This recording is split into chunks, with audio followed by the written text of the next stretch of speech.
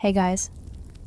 Tonight we're sliding quietly into the golden lit halls of Mount Olympus, where the harps are always tuned, the muses are perpetually on call, and Apollo, yes, that Apollo, spends an awkward amount of time polishing his own ego.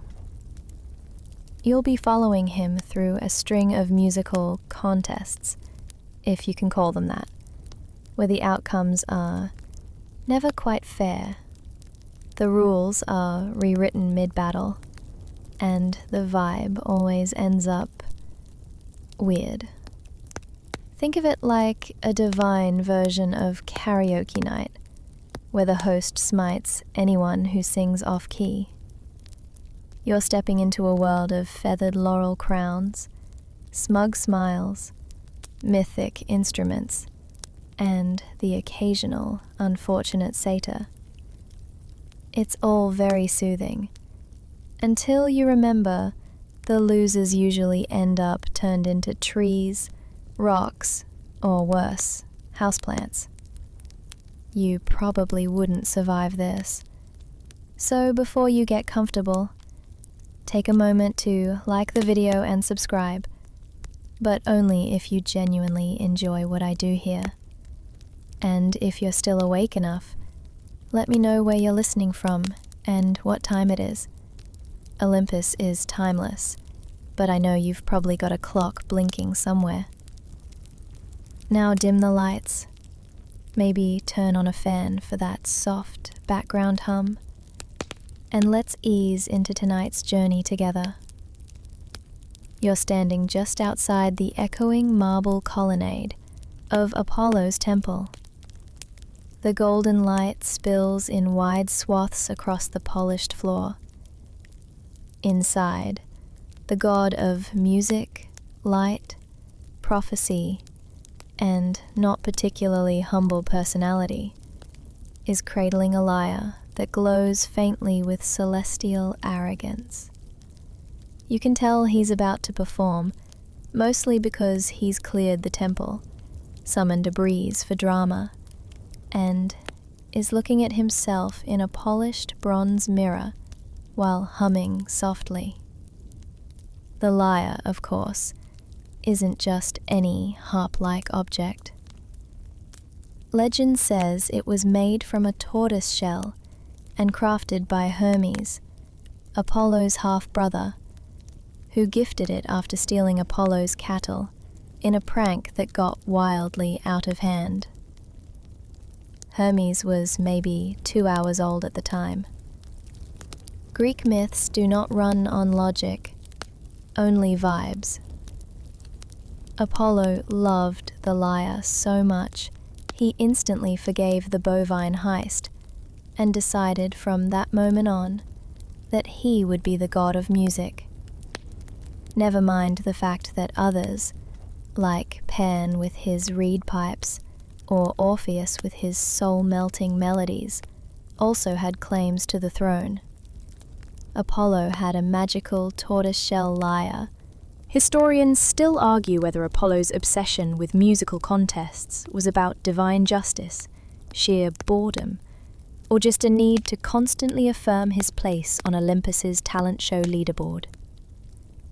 Regardless, you've landed in the exact moment before his first, and arguably worst, musical showdown.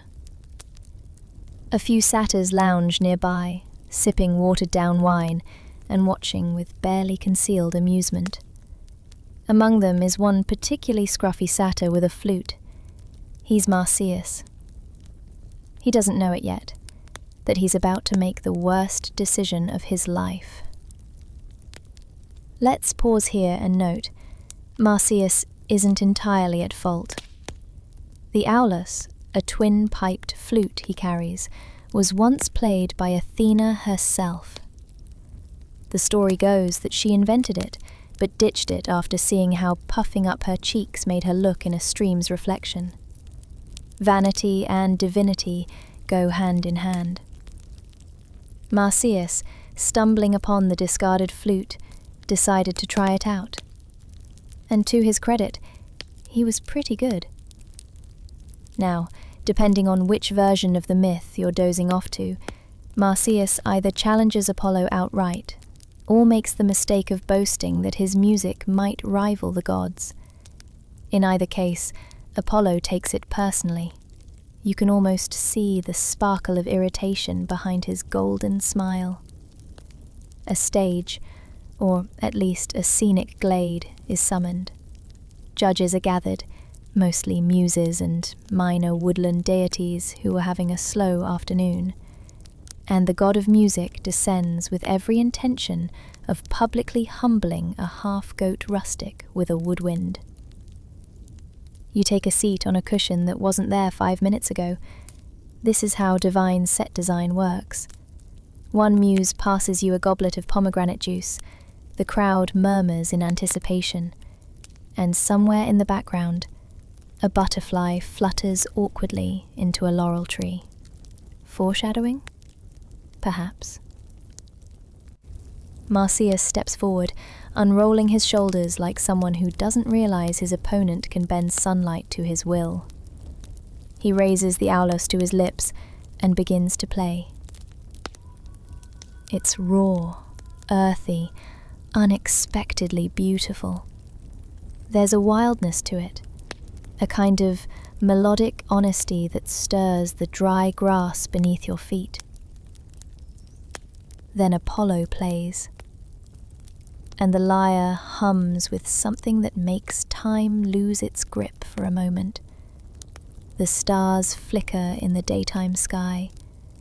A breeze lifts your hair.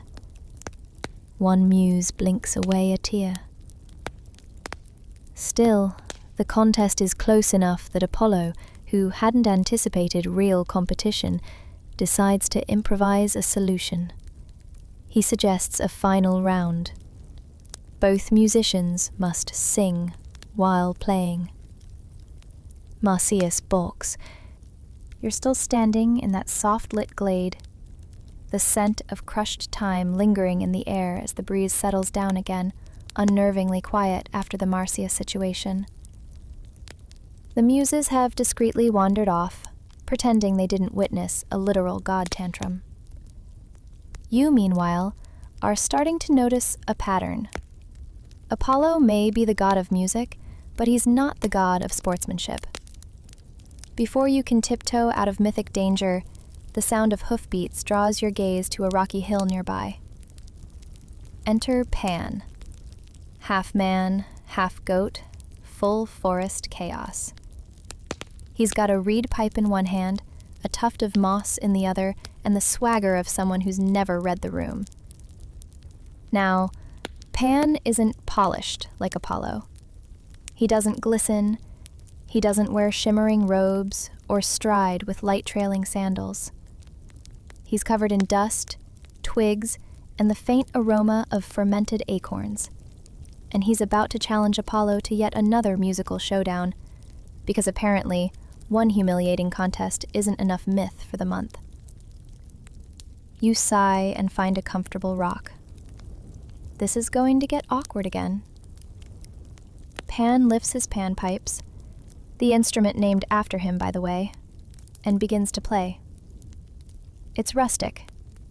Not in the derogatory sense, but in the honest, wind-through-the-brambles way.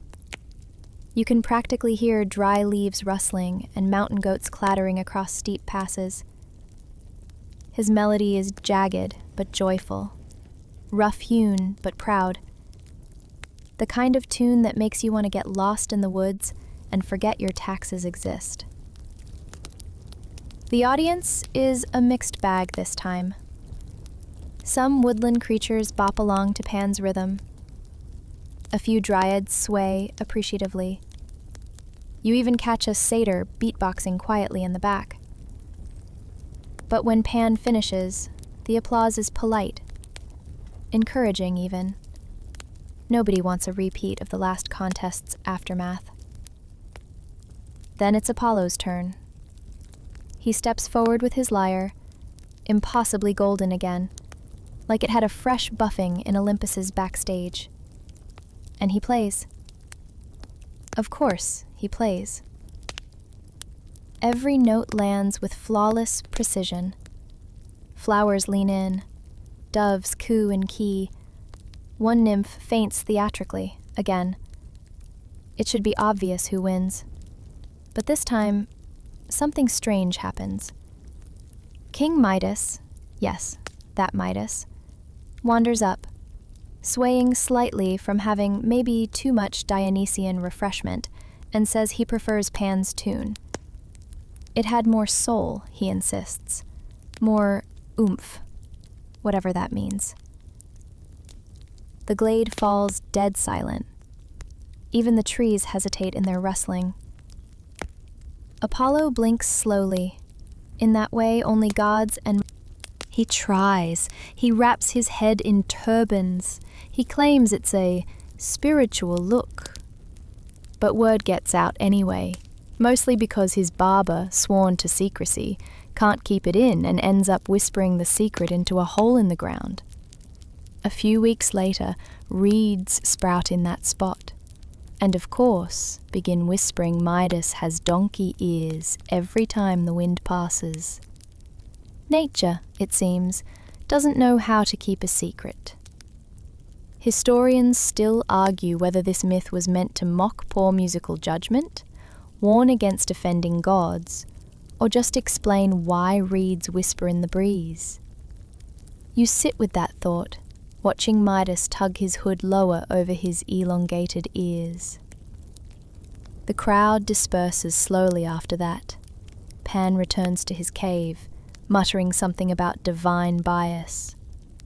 Apollo, satisfied, flicks a speck of imaginary dust off his shoulder and goes to compose another impossibly radiant tune. You, meanwhile, begin to notice a pattern emerging. Apollo's contests aren't really contests. They're more like elaborate ways for him to punish people for not worshipping his talent enough. Not exactly the chill musical hangout one might hope for from the god of harmony. Still, you have to admit, the drama is compelling, in that slow-motion car crash sort of way. As twilight filters through olive branches, you find yourself wondering, why does Apollo keep setting himself up for these awkward little performances? Is it boredom? Vanity? Some divine PR strategy gone sideways? You pick up a stray reed flute left on the ground. It still hums with the breath of Pan's performance. You give it a cautious blow. It lets out a sharp, bird-like squeal, and immediately a squirrel glares at you from a tree. Message received. You are not invited to the next divine jam session. Evening settles over the grove.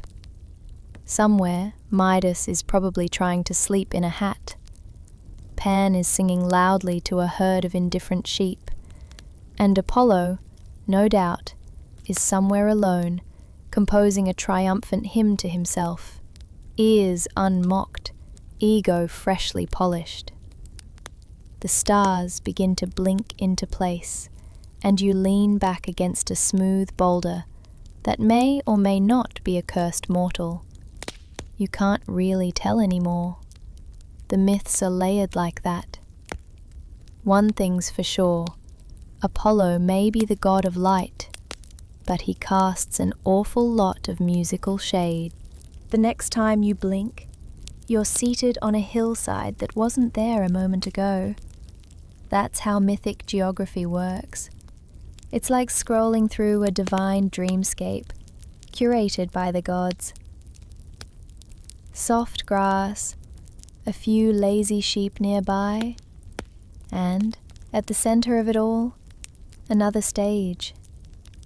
Of course, because once again, Apollo has declared a musical contest.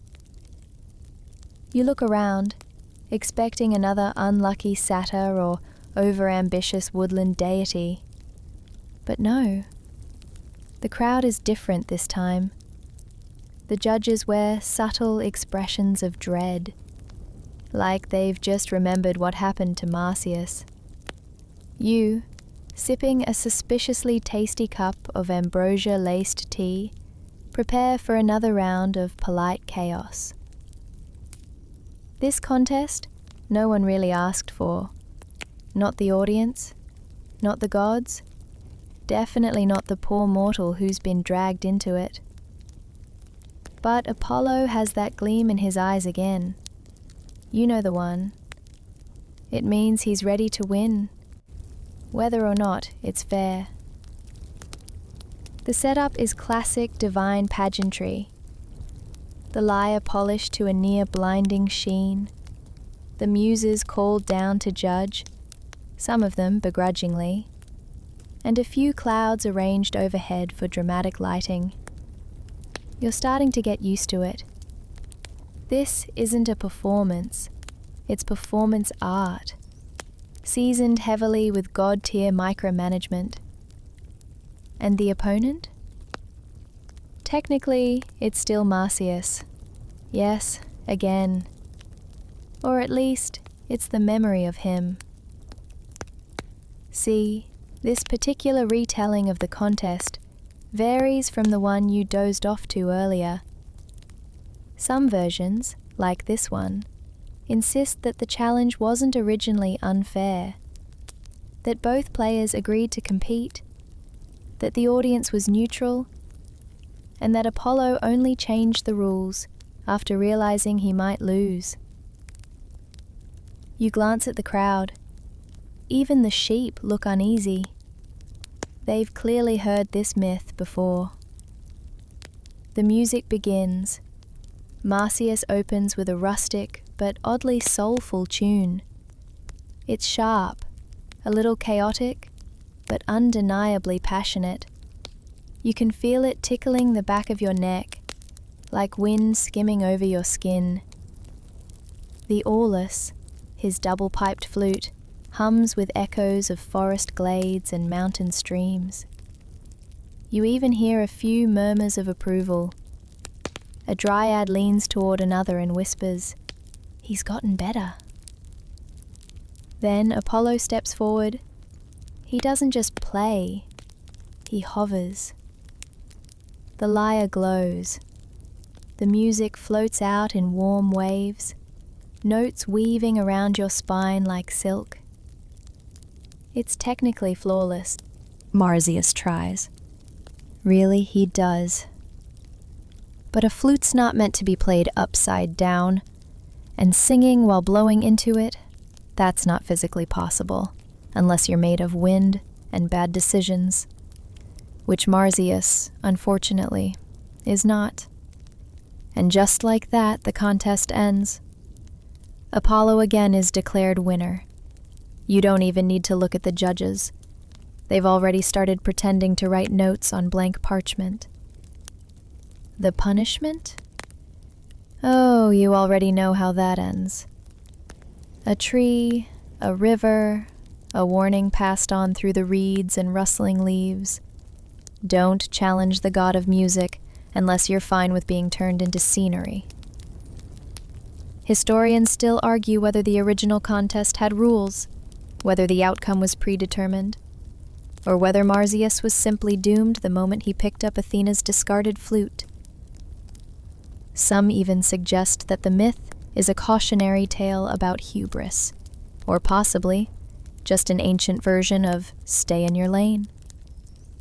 You wonder about that as you lie back in the grass. The stars shimmer above, strangely musical in their stillness. You imagine Marsyas, not as a cautionary tale, but as a strange kind of rebel. One who didn't back down, even when the odds, and the judge, jury, and executioner were stacked against him. In the distance, Apollo plays a final, triumphant chord. The air ripples, a sheep sneezes, and you, stretched out beneath a fig tree, whisper to no one in particular, "Awkward." You wake up, or rather, drift up, to the sight of Apollo humming to himself while lounging across a sunbeam. He's reclining on a stone bench that seems to mold itself to the shape of divine vanity. The lyre rests beside him, polished to a celestial gleam, catching every sliver of morning light. He's just that relaxed. And that should worry you. Because if Apollo is calm, it usually means someone else is about to have a very bad day.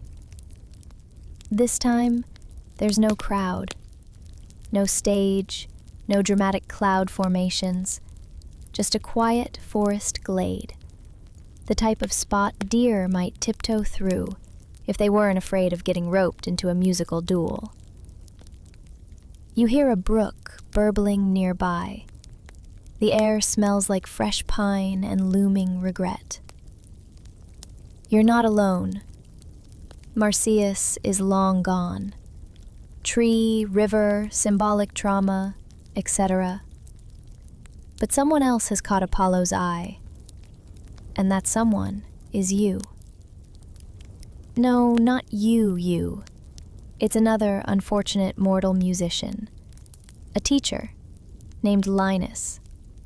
His name doesn't inspire fear, or drama, or glory, just Linus. He's an excellent music instructor, apparently. Taught many a mythic figure their scales and modes, and rumor has it, he might actually be better than Apollo. You can imagine how well that rumor sits with the god of golden chords and golden everything else. So here we are. You sit cross-legged in the underbrush, already wincing at the inevitability of it all. Linus plays a stringed instrument, maybe a kithara, maybe just a very fancy lyre. Either way, it sings when he touches it. His music has warmth, sadness, even joy. It feels human, achingly so. Apollo watches with unreadable eyes. His fingers twitch slightly. His own lyre hums, as if eager to intervene. You feel tension crackling in the still air, like summer heat just before a thunderclap. There's no formal challenge this time, just a quiet test, a few exchanged melodies. No muses, no crow, no witnesses, except you, hiding in a shrub. Linus plays something soft and pure and piercing. For a moment, Apollo's face shifts, just slightly. Maybe it's respect, maybe envy, or maybe it's the early onset of divine indignation. He responds with his own song. The notes are precise, shimmering with technique. You can see how carefully he weaves them. Maybe from a thrown lyre. Maybe from a burst of divine light. Maybe from spontaneous mythic complications, which is ancient Greek for Apollo got touchy again. Some say the muses buried him with honours. Others say he was reborn as a spirit of music, haunting wind-carved cliffs where only the best notes echo. You lean back in your shrub, hands folded behind your head. You've now watched two mortals get obliterated by Apollo's musical insecurities, and you're beginning to suspect these contests are less about melody and more about mythological ego. It's not about who plays better, it's about who's allowed to. You hear Apollo strumming absent-mindedly, composing a song with no name and no audience. He's alone now. No muses, no applause. Just the god of music, silently proving, again, that he's the only one who's supposed to win. Far off, a shepherd blows a clumsy note on a bone flute. Unaware he's probably safer not drawing any attention. The sun shifts. The glade softens into gold and shadow. You sip your tea again, still surprisingly warm, and think, maybe the real lesson isn't about music. Maybe it's about silence. The kind of silence that follows divine overreaction and lingers like forgotten sheet music in the wind. And just like that, the moment ends. Linus becomes a tale. Apollo becomes a statue again, briefly frozen in triumph. And you, ever the mythic observer, shift your weight and prepare for the next episode of musical mayhem, hoping, perhaps foolishly, that this one might end without a body count. You don't realize how far you've wandered until the trees begin to thin and the terrain shifts into gentle hills. The air is sweet with laurel and something faintly citrusy. Somewhere in the distance, a river trickles along its lazy path. Because, of course, there's always a scenic river nearby when gods are having personal crises. You hear the music before you see the source. Something fast, almost breathless, like the sound of someone chasing a dream that's determined to stay out of reach. And when you step into the clearing, it all makes sense. There's Apollo, mid-stride, bounding after a figure sprinting barefoot through the grass. It's Daphne. She's not running from a music contest. No, she's running from a love song. A song Apollo is composing as he runs, which feels deeply unfair. Chords follow her like petals on the wind. Strings trill with longing. Birds sing back up. It's a whole production, and she's not interested.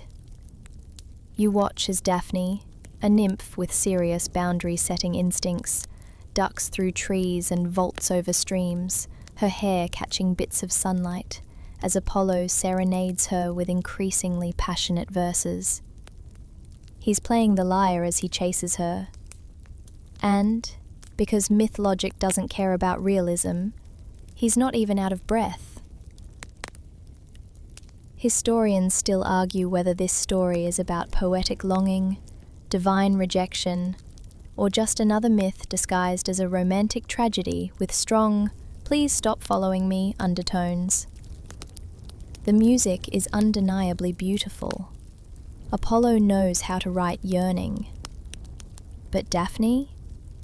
Daphne is not moved. She doesn't swoon. She sprints. Eventually, she calls out to her father, a river god, in sheer desperation. And just as Apollo is about to catch her, she begins to change. Her legs root into the earth. Her fingers stretch into branches. Her hair becomes a crown of fluttering green. You feel a subtle hum ripple through the ground as she becomes a laurel tree. Apollo skids to a stop, lyre still raised mid-verse. You half expect him to play one last tragic chord.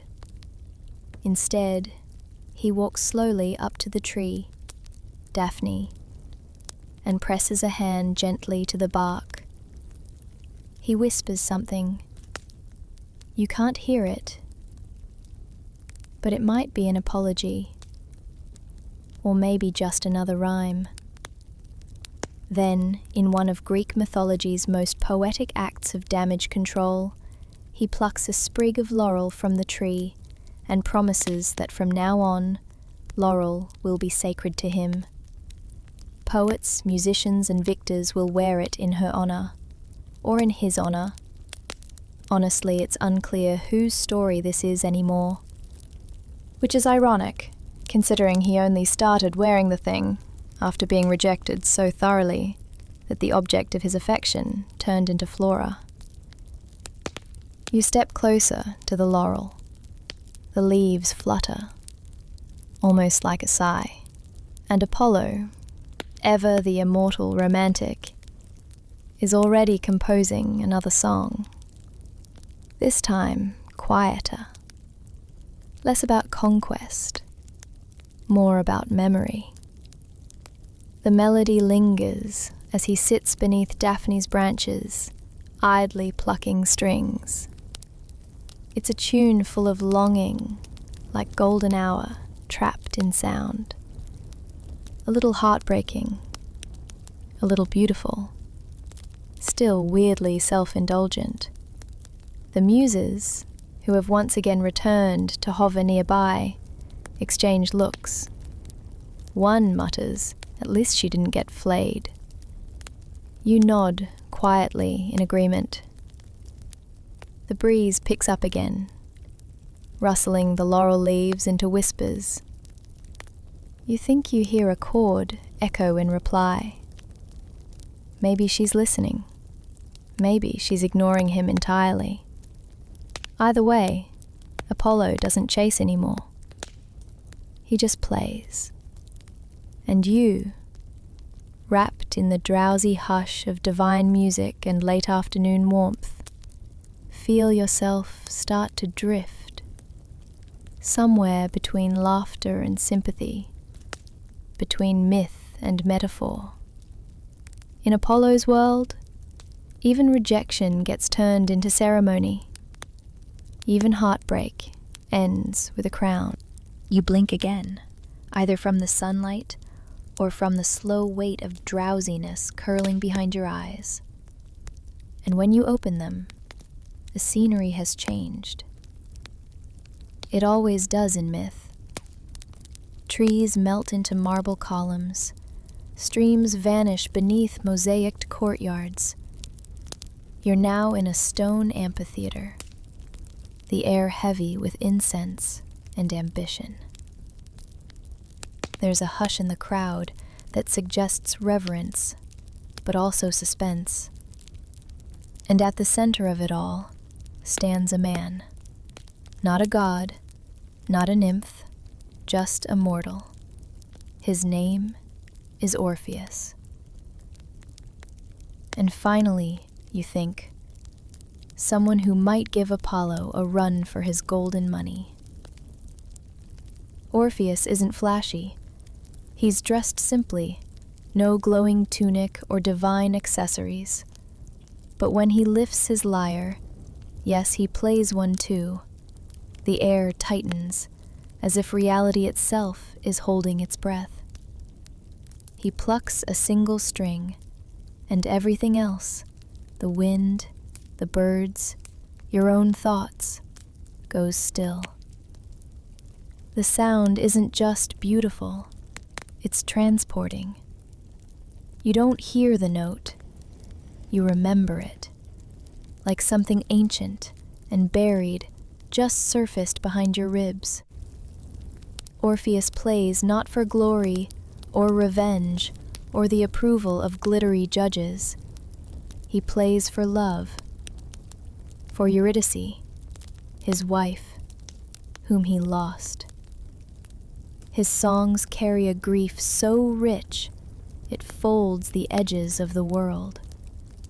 And when he sings, even Apollo has the decency to go quiet. You glance up at the god of music. He's watching Orpheus, arms crossed, face carefully expressionless. But you catch the tiniest flicker of something. Not jealousy, not yet. More like unease, recognition, or maybe the realization that for once, he doesn't have the strongest instrument in the room. Historians still argue whether Orpheus and Apollo ever actually competed. Some myths say they met only in passing. Others claim Apollo was his mentor. There's even a fringe theory that Apollo created Orpheus as a kind of mortal echo, a reminder that even divine music can be matched by mortal pain. But you, sitting here with your elbows on a cool marble ledge, see something else. Apollo's music is perfection. Orpheus's is vulnerability. And tonight, for once, perfection takes a step back. Orpheus finishes his song, the silence afterward is impossibly full.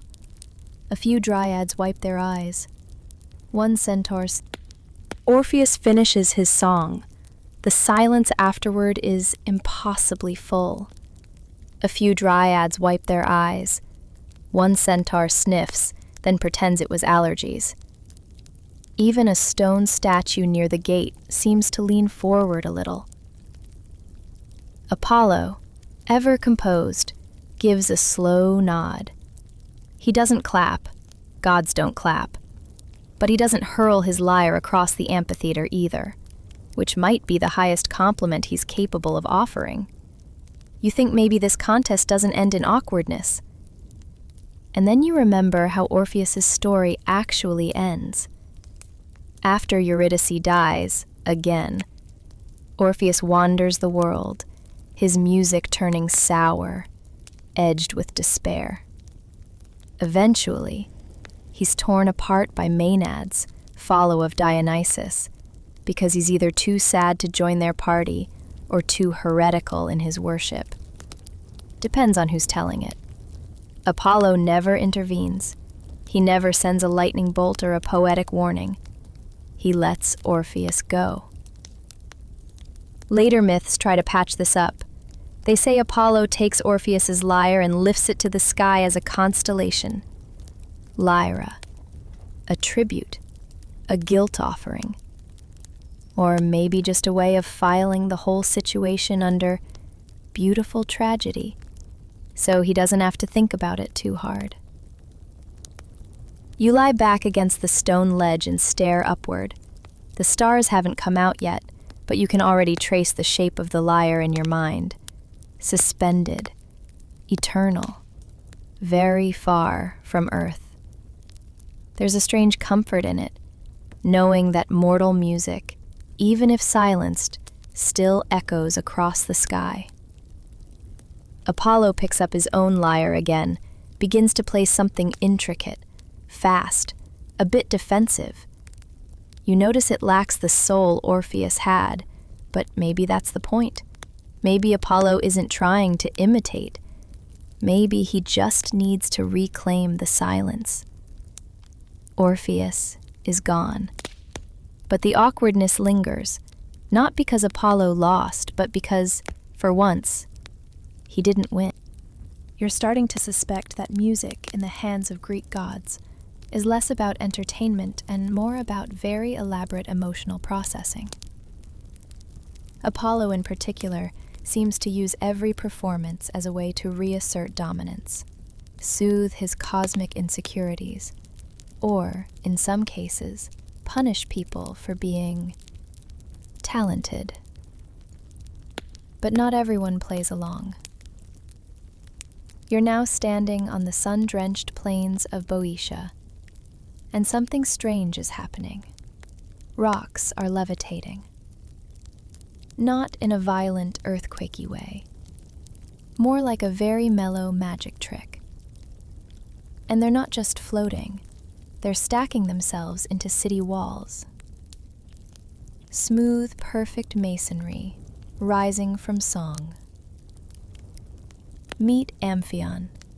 He's mortal too, though the way he plays the lyre makes you squint and wonder. His fingers flutter over the strings, and wherever the music goes, stone follows. It's like watching architecture dream itself into being. This isn't a contest, not exactly. Apollo's not here, yet. But it feels like one, because Amphion's music doesn't just echo, it builds. It literally constructs the city of Thebes, one melody at a time. You stand off to the side with a few confused shepherds, watching a chorus of boulders hum their way into place.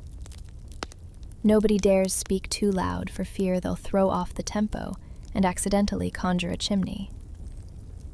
It's stunning. It's also mildly threatening, in the way all effortless genius tends to be. Word reaches Olympus, of course. News always does when a mortal starts doing something divine without asking for permission. And while Apollo doesn't storm down immediately, you get the feeling he's making mental notes, probably already composing a rebuttal sonata. Historians still argue whether Apollo ever directly challenged Amphion. Some say he was impressed, others say he sulked. A few suggest Apollo refused to comment on folk architecture. But it's clear that Amphion touched something sacred with his music, something usually reserved for gods. Amphion doesn't boast. He doesn't threaten. He just keeps playing, building walls and gates and monuments with tunes only he seems to understand. You can tell his music isn't about performance at all. It's about legacy, about shaping the world in harmony. And perhaps that is what unsettles Apollo most. Because while Apollo wins contests, Amphion reshapes cities. You imagine the god of music watching this from afar, arms crossed, muttering something about a lack of tonal discipline. He might never say it aloud, but you know that look by now. He's rattled. And that's not the end of it. In later tales, Amphion's story darkens. He and his wife Niobe insult another god, Artemis, Apollo. You lie back on a patch of half-built turf, watching as the final wall segment glides into place to the rhythm of Amphion's final chord. The wind carries the music off toward the mountains, where it vanishes like breath on glass. You think of all the instruments you've heard so far, the flutes, the reeds, the mournful strings, the shimmering lyres. They're not just tools, they're traps. Every time someone plays too well, the music stops being theirs. It becomes Apollo's problem. The muses are silent today. You suspect they're watching from somewhere high up, weighing their loyalty to Apollo against the undeniable beauty unfolding below. You wonder, again, what kind of god demands perfection from others while punishing them for achieving it. The wall finishes itself with a satisfying stone click. Amphion lowers his lyre. Somewhere far away, a single laurel leaf detaches from a tree and flutters slowly to the earth. You don't need to be a scholar to know what that means. You'd think, by now, Apollo might take a break from all the musical competition. Go on a sabbatical, maybe. Write a few songs for himself. Start a celestial jazz trio. Anything less publicly dramatic. No.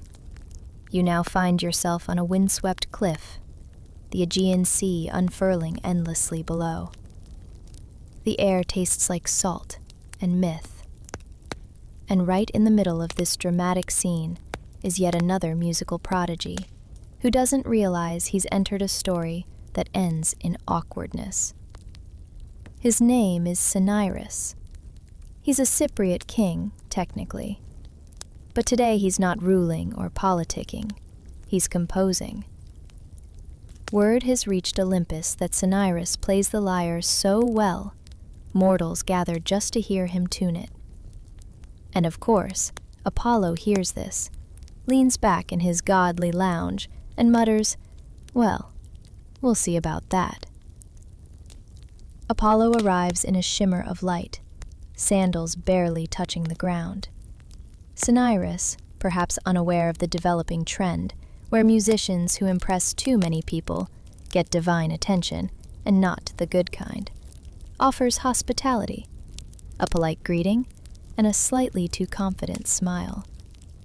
Apollo offers a challenge. Now, Cinyras isn't stupid. He's read the myths. He knows what happened to Marsyas, Pan, Linus, Orpheus, and possibly several hundred unnamed others who dared to resonate too brightly in the god's presence. But here's the thing. He accepts anyway. You exhale sharply through your nose. You're starting to think, Apollo doesn't host music contests. He hunts with them. The two lyres are tuned. The air goes still.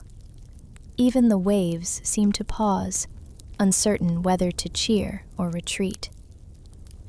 Cinyras plays first. His music is delicate, intricate.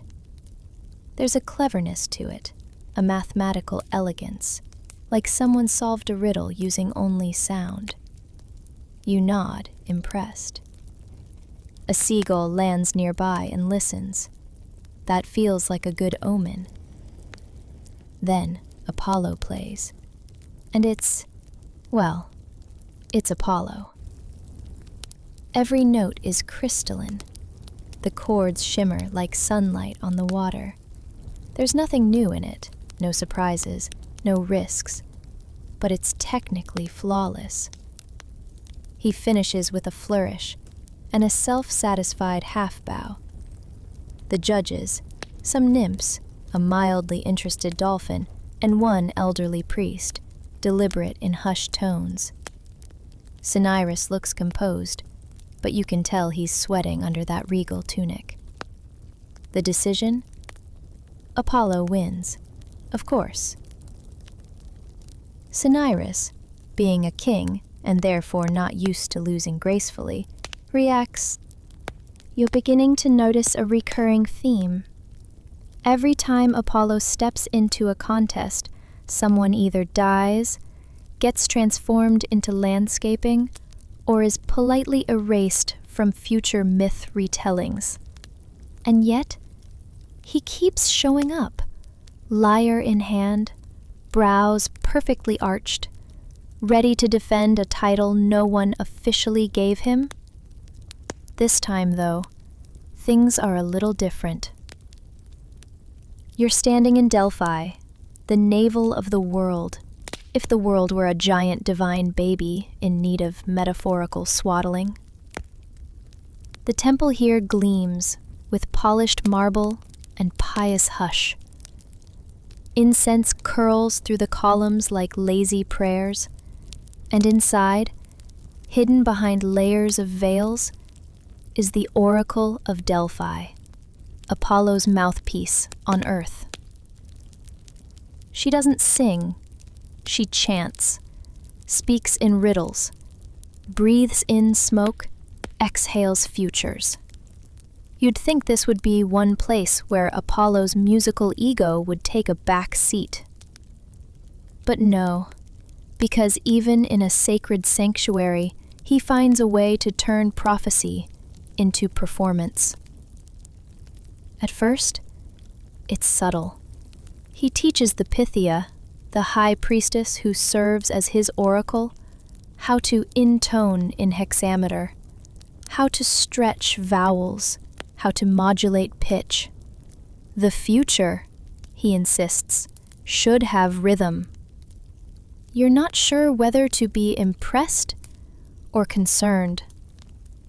The Pythia sits on her tripod, drifting between planes of reality, half hypnotized by vapors rising from the earth, possibly from volcanic fissures, possibly from divine HVAC. She speaks in riddles, yes, but she does so in a cadence suspiciously close to Apollo's preferred tempo.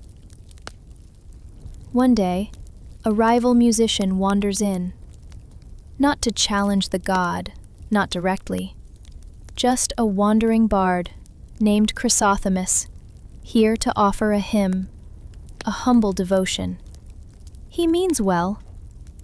And yet, Apollo, sensing that Chrysothemis might be getting just a little too much attention from pilgrims and acolytes, arranges a friendly duet. Nothing formal, just a casual performance before the marble steps, while supplicants await their turn at the sacred tripod.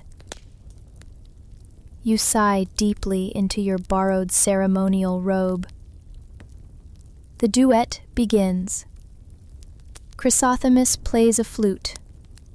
Bold choice. Apollo, of course, has his lyre. Their music overlaps, weaves, clashes. It's not unpleasant, but it's tense, like listening to two instruments argue politely about time signatures. Some say it ended and you sit on a bench near the edge of the sacred precinct. A priest walks past, murmuring a hymn. It sounds exactly like Apollo's favorite key. You're not surprised, because here in Delphi, Apollo doesn't just dominate music. He owns the soundscape. Every chant, every ritual, every drum beat and reed pipe tune feels like an extension of his divine playlist. Even the oracle speaks in his rhythm. You begin to wonder if maybe, just maybe, Apollo's obsession with musical contests isn't about proving he's better. Maybe it's about fear. Fear of silence. Fear that without the performance, without the applause, without the contest, his music might just become background noise. The sun dips lower. Shadows stretch across the temple floor. Somewhere inside, the Pythia mutters something about foreign wars and goat entrails. You don't understand it, but the cadence is familiar. And somehow, that's the point. You lie back on warm stone, the air still thick with myrrh and prophecy. Above you, pigeons roost on Apollo's marble lyre, completely unimpressed. And you smile. Because even here, especially here, the awkwardness lingers. Not from losing, but from winning so often that no one dares to play anymore. This time, you don't walk, you drift. The world around you softens, loses its edges. The golden glow of Delphi dissolves, and now you're surrounded by low hills under a sky that looks like it's made of diluted honey. Birds chirp lazily overhead. You hear reeds swaying, and a voice, young, smooth, not entirely sober, is humming to himself somewhere nearby. You follow the tune and come upon a figure lounging beside a stream, one foot dangling in the water. He's got curly hair, a mischievous smirk, and a reed pipe clutched loosely in one hand. It's Pan, and the moment you see him, your stomach does a slow, mythologically informed somersault, because you know how this story ends. Pan doesn't look worried. He's in his element. Wildflowers bloom in his wake, and butterflies seem to orbit his head like fuzzy satellites. His music is raw, not polished like Apollo's, but primal, breathy, alive. You sit in the grass and listen. The notes wobble here and there, but that's part of the charm. It's not about perfection. It's about place, about the wind in the reeds and the pulse in your bare feet. Apollo arrives, of course. You don't see him at first. You just feel the temperature rise a few divine degrees. Then there he is, gleaming and composed, his lyre slung casually over one shoulder. Pan waves, a little too cheerfully. "Want to have a playoff?" he calls, as if they're deciding who brings snacks to the Seder party. Apollo narrows his eyes just slightly. The muses are already gathering, again. You spot a few woodland gods, one or two startled shepherds, and, unfortunately, the mountain god Tmolus, who agrees to be judge. Pan plays first. The pipes trill and squeak and stumble through something you think is a melody, if you squint sideways with your ears. It's earthy, chaotic, kind of catchy, kind of wild. A goat starts dancing. A tree leans forward appreciatively. Tmolus scratches his chin.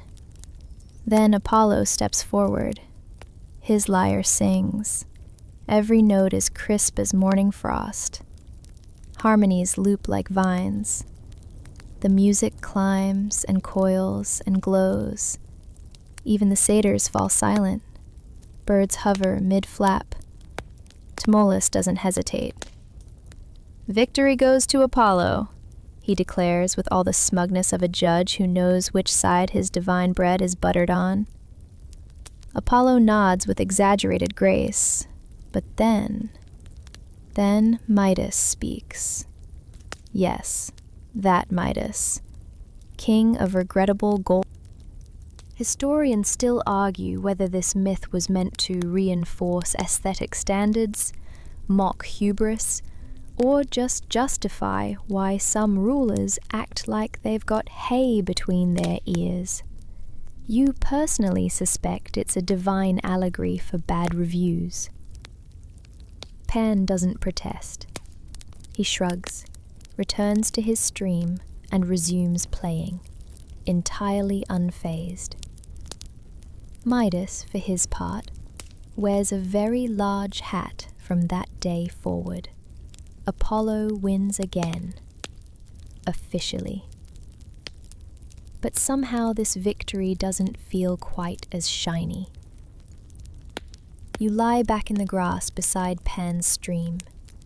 His music twines lazily around your ankles. A butterfly lands on your knee and refuses to leave. Because this wasn't really about who played better. It was about who enjoyed the music. And you're starting to realize that Apollo, for all his brilliance, rarely seems to enjoy anything he plays. It's all too practiced. Like he's always performing for an audience he's terrified of disappointing. Pan, meanwhile, plays for the frogs in the wind and the way his own heartbeat skips. That's the real awkwardness of it all. Not that Apollo always wins, but that nobody claps when he does. The wind shifts. You feel it before you see it. Cooler, heavier, scented with old books and quiet secrets. Suddenly, you're indoors. Sort of.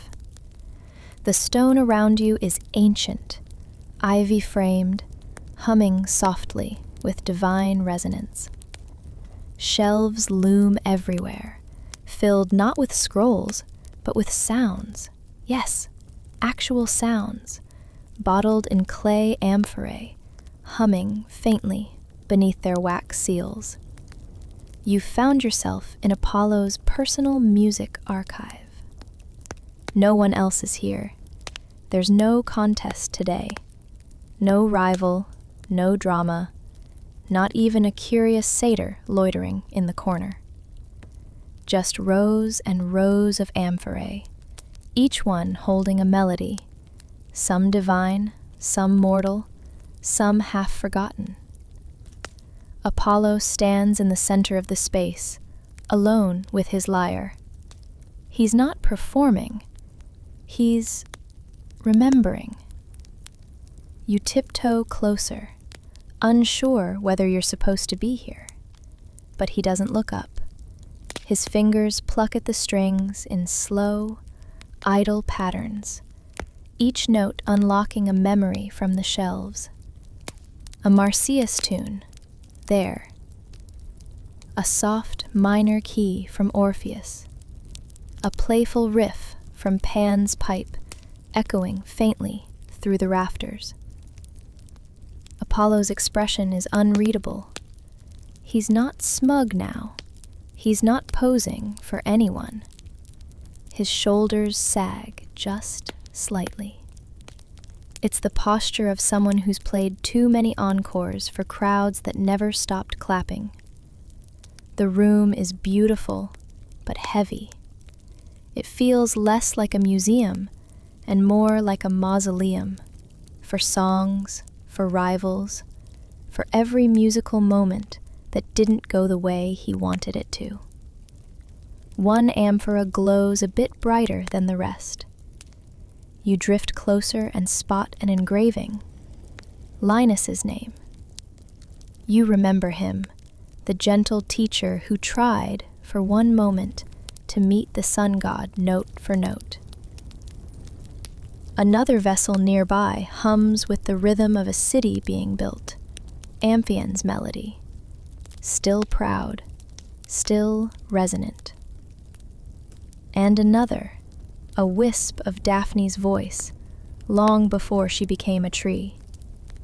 Not a song, a laugh, trapped in amber light.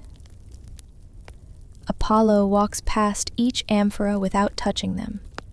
He just listens. Historians still debate whether the gods have regrets, whether immortals, so wrapped in perfection, are even capable of nostalgia. But here, now, it seems undeniable. You realize the awkwardness that follows Apollo isn't just social. Apollo is still standing there, surrounded by every song he's ever won, every silence he's created. And somehow, he looks lonelier than any of the mortals he ever outplayed. You wake to a change in the air, thicker now like the pause before summer rain. There's no harp this time, no flute, no lyre. Instead, the ground itself vibrates faintly beneath your feet, as if something vast and slow is tuning up far below the surface. You glance around. The world has shifted again, and you now stand on a sun-bleached island, Delos, the place where Apollo was born. It's quiet here. Too quiet. Delos isn't just another mythic setting. It's a birthplace, a shrine, and a sore spot. Because despite the festivals, the sacrifices, and the yearly hymns sung in Apollo's name, this island is also where the awkwardness began. And today, it's about family. You spot Artemis in the distance, Apollo's twin. She's stalking through tall grasses, with her bow slung casually across her back. She doesn't look like she's here for a concert. Apollo trails behind her. Not dramatically, not divinely, just like a little brother trying to keep up. And you realize something. He's nervous. No contest today, no audience, just the two of them. And the silence between siblings is, frankly, louder than any music you've heard so far. They sit on a rock, side by side, not speaking for a while. The wind plays the reeds like a ghostly echo of Pan's pipes. Apollo plucks idly at a single string. Artemis sighs. "You never have to prove anything," she says. He doesn't answer. You think about that for a moment. About how every musical duel you've witnessed, the flaying, the donkey ears, the uncomfortable silences, all seem like attempts to outrun a silence Apollo can't quite bear. A silence that began right here. Historians still debate whether Artemis ever judged her brother's contests fairly. Some say she secretly admired the mortals. Others claim she warned him again and again to stop playing God with people who just wanted to play music. But the truth is simpler. She knows him. knows that his greatest fear isn't losing.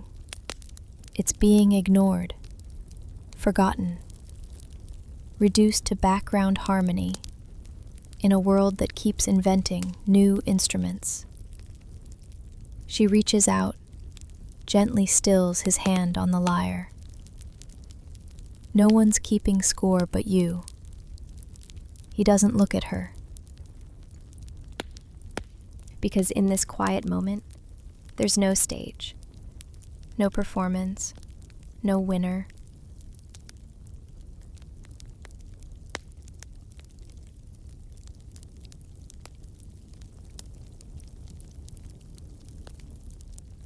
By now, you've accepted that traveling through Apollo's mythic musical history is a bit like flipping through a very elegant, slightly tragic scrapbook.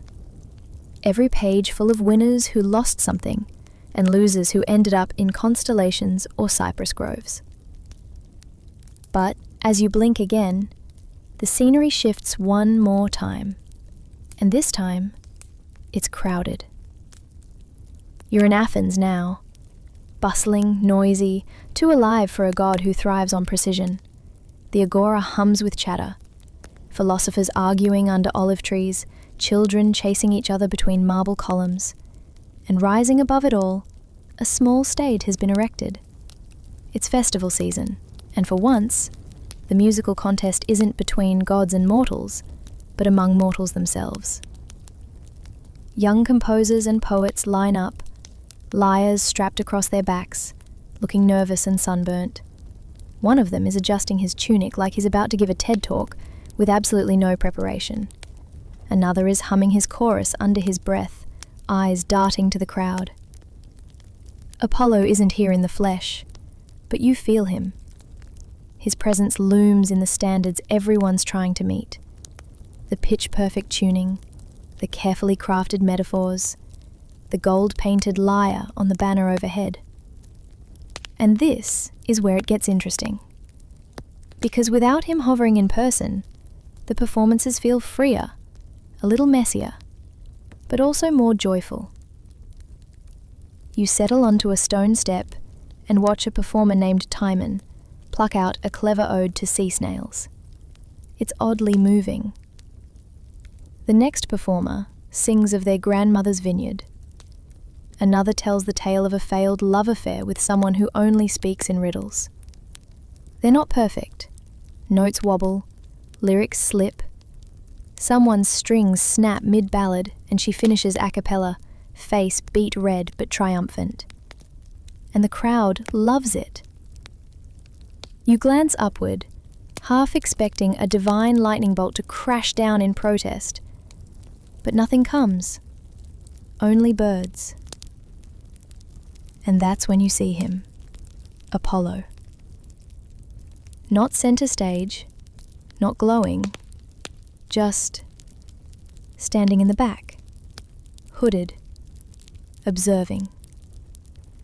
His expression is unreadable, brows faintly furrowed, jaw set. But there's something different in his eyes. Less judgment, more curiosity. Historians still argue whether Apollo ever truly appreciated the imperfections of human music, whether he could admire something because it cracked, not in spite of it. But you're watching him now, and you're not so sure he's here to judge. Maybe, after all the awkward contests and accidental tragedies, he's finally learning to listen. The performances continue. Laughter rings out. A girl plays a reed pipe with more enthusiasm. He's still Apollo. Still the god of music and perfection and blinding golden aesthetics. But maybe he's no longer just the final word. Maybe he's become part of the chorus. The sky is softening, that late myth hue somewhere between rose and resignation spreads gently across the heavens. You're no longer in a bustling city or sacred temple. You've been deposited at the edge of the world, it seems, on a quiet hillside overlooking the sea, where the stories are thinner and time moves slower. Here, you find the last of Apollo's musical echoes, and they come not from a contest or a festival, but from something humbler. A boy, perhaps 10 years old, strumming a lyre made of driftwood and stubborn hope. He isn't a demigod. He doesn't know he's in a myth. His fingers pluck the strings with a hesitancy that says he's only just learning. And behind him, sitting on a flat stone with his knees drawn up and his chin resting on one hand, is Apollo. No glowing aura, no divine entrance. He just looks like a quiet, tired teacher watching someone else try. You crouch in the grass nearby, close enough to listen, far enough not to interrupt. The boy messes up a chord, grimaces, starts again. Apollo doesn't correct him. He just listens. This, you realize, might be the most awkward situation of all. Not because it's tense or competitive, but because it's unfamiliar. There's no winner here, no stakes, no laurel crown, just the sound of a mortal learning something that can't be rushed. The boy glances over his shoulder, unsure. Did I do it wrong? Apollo tilts his head, considering. You did it differently. Not a scolding, not even praise, just observation. And maybe, just maybe, a little pride tucked into the corners of his voice. Historians still debate whether this boy ever became famous. Some say he was the founder of a minor Aegean school of music that specialized in ocean-inspired lullabies. Others say he never played in public again. It doesn't matter. Because what does matter is that Apollo didn't turn him into a shrub, didn't challenge him to a duel, didn't sigh and play a better version out of spite. He just let him play, and when the boy finishes a halting little melody, barely recognizable as music, more heartbeat than harmony, Apollo takes the lyre, tunes it gently, and plays it back exactly as it was, missed notes and all. You feel something loosen in your chest, like a string drawn too tight, finally letting go. Because this, more than any contest or performance, feels like the beginning of something. A god learning not just to be better, but to be with, to let music exist for its own sake, not as a mirror of his divinity, not as a weapon, not even as a statement, just a moment. The wind has gone still. You're lying beneath a twilight sky now, stars gently pricking through the blue, like the quiet opening notes of a nocturne. Somewhere, just over the hill, the boy is still plucking his lyre, slowly, patiently, and slightly out of tune. Apollo is gone, not in a dramatic chariot of fire kind of way, just faded, like the echo of a final note after it's been played. And all that's left here is stillness, but not silence. Because now you can hear everything. The reeds rustling along a stream bank like shy applause. The rhythmic flap of an owl's wings overhead. The sleepy shifting of sheep somewhere below the hill. Each sound is soft, unassuming, and somehow musical. You sit up slowly. In your lap, you realize, is a lyre. It wasn't there before, but now it feels like it always was. The strings hum faintly, responding to your pulse, not demanding anything, just offering. You pluck one string. It's not perfect. It's not even good, but it's yours. You laugh quietly, and then, in the softest voice imaginable, you murmur something you didn't expect to say. Thanks, Apollo. Not for winning, not for teaching, but for finally learning when to stop playing long enough to let someone else start. Historians still argue what Apollo represents most clearly: music, logic, order, ego. But tonight, you've seen a side they rarely tell in temples. Not the flawless god with the polished lyre, but the awkward figure who once needed every note to be a declaration, and who eventually, slowly, learned that some of the best music comes with no audience at all. You lie back once more, cradled by the hill and the rising hush of sleep. And far above you, in that spill of silver sky, the constellation Lyra twinkles, no longer a trophy, but a reminder that even gods can grow, even stories can soften, even awkwardness can resolve into something like grace. Leto, Apollo's mother, has been in labor for 9 days, probably setting some sort of divine endurance record. No land dared offer her shelter for fear of Hera's wrath, which is fair, considering Hera was very much not thrilled about Zeus's newest celestial romance.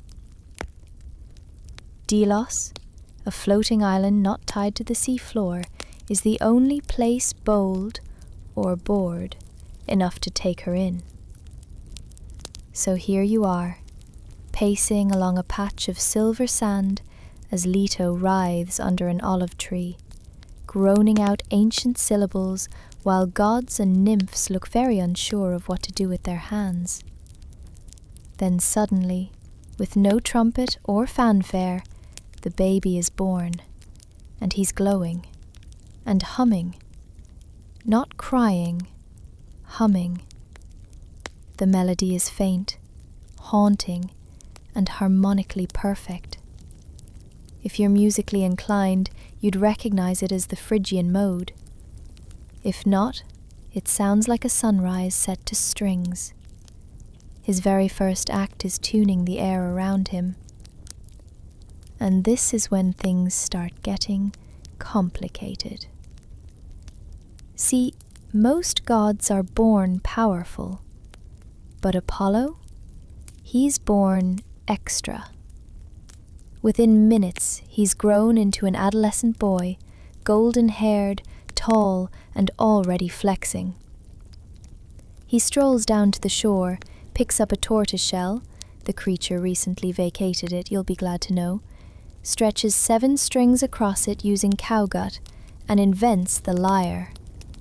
Which sounds like a charming creative moment until you realize the lyre was supposed to be Hermes' invention. But we'll come to that. For now, young Apollo sits on a flat stone by the water and plays. The notes wrap around your ankles like warm foam. Even the dolphins pause to listen. One of the attending midwives starts to weep, claiming she's been cured of back pain. It's beautiful, it's infuriating, and it's awkward. Because here's the thing, no one asked him to play. He just does, unprompted, as if the world were a stage and he's the headliner at his own birth. Historians still argue whether Apollo's early musical skill was innate or inherited, whether he was channeling something older than the gods or just showing off. But one thing is certain. That moment on the beach sets the tone. From here on out, music for Apollo will never just be about beauty. It will be about dominance. Already, the nymphs are comparing his melody to the old chants of Gaia. Already there's whispering about who might dare challenge him. And Apollo? He just tilts his head back, eyes closed, as if to say, you barely blink and everything changes. 1 minute you're on the shore of Delos, basking in the god glow of Apollo's first public recital. The next, you're ankle-deep in grass and the unmistakable scent of cow dung, which can only mean one thing. You've walked into a heist.